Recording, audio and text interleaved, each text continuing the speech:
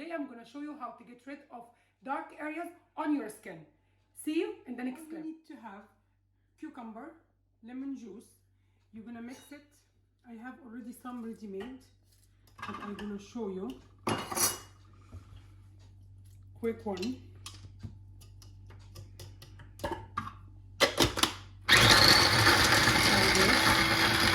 You can mix it as you can. I show you some ready-made here. Look, this one. This is the look. So I try it under my arm and it's working perfect.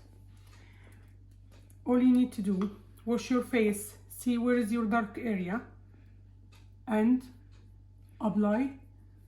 Leave it for 20 minutes,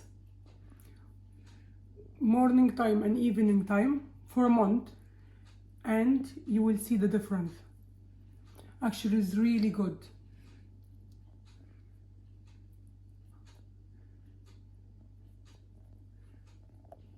Again, after I wash my face feels really refreshed, tight, because the lemon is tighten and exfoliate the skin. The cucumber is hydrating and brighten the scars. If you like my videos, subscribe, like and share.